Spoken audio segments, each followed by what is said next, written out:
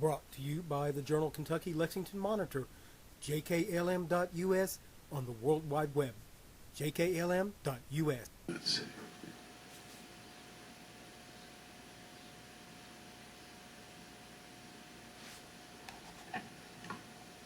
Mr. Mayor, ladies and gentlemen of the council, thank you for inviting me here. I think it's an ideal opportunity to come and speak. Woodford is passing out a copy of the prepared statement that I'm making, as well as an exhibit I think you'll find very interesting. But in the press, the bloggers, certain members of the council, in particular the Herald Leader, continue to criticize this project, revisiting the clearing of the block, distorting factually that their buildings were designated as historic, that the Marriott Corporation is no longer interested in a downtown hotel, that there is no demand for condominiums, and that there is not now, nor has there ever been, financing available for such a development.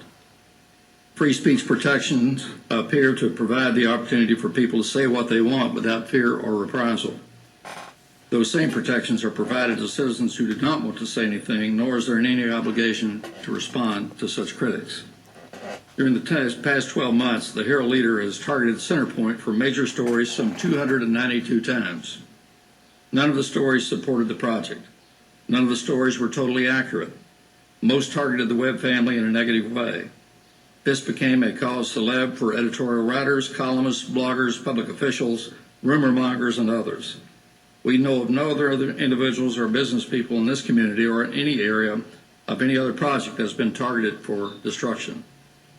We do not intend to continue to respond to the negativism either now or periodically. Attempts to clarify matters or issue corrections have only fueled the fires of speculation and criticism. This is the very reason for this written statement today and my limiting my responses to questions to those that we are required to make. Do not forget that this is a private business venture or privately owned property, and there's been no request for public dollars to be a part of this project. There is no obligation, legal or otherwise, that we must discuss with the public or anyone else the financing plan or the source of the proposed funding for this project. There was no unlawful taking or condemnation in the peaceful assemblage of these properties, and this was done entirely without governmental support or intervention. All laws and ordinances were complied with. It was clear that the buildings were functionally and economically obsolete. There were no credit cards misused in this assemblage.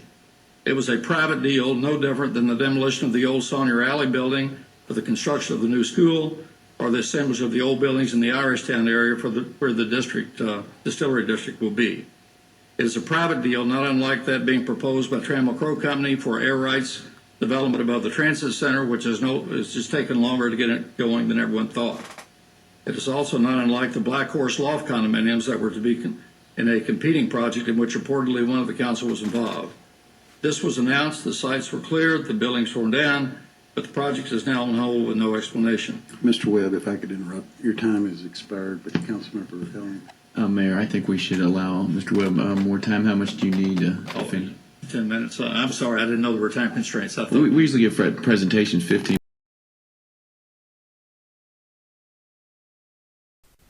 Read our best-selling trilogy, A Still Small Voice.